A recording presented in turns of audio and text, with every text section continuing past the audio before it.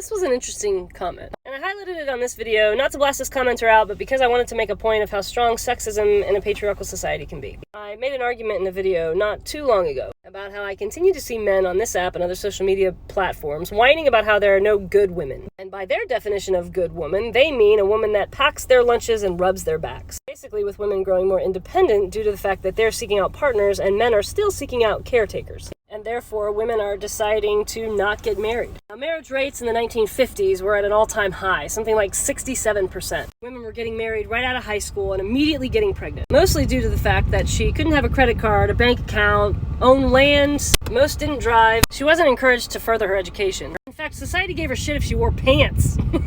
So looking back at the 1950s, it was a post-war era. If you recall, during the war, women were called out to the workforce since all the men were being called off to war. In order to keep the economy afloat, they asked for women to come join the workforce. That's when you see posters of Rosie the Riveter. At the post-war era, we saw something very different. The patriarchy began to panic.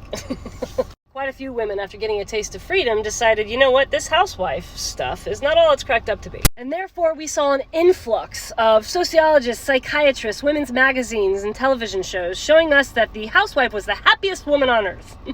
Most of these shows would portray a happy housewife, dressed to the nines, makeup on her face, always smiling. They pushed this image so strongly that even women started to believe that if they weren't happy, it was something wrong with them. Hence where you get some sort of idea like this, where men stayed out of household tasks and child rearing out of respect for women, which sadly couldn't be further from the truth. Toxic men today, when describing a good woman, they want a woman who is submissive. Most recently, in a desperate attempt by weak men, I've heard the narrative that boundaries are now a masculine trait. Motherfucker, my cat has boundaries.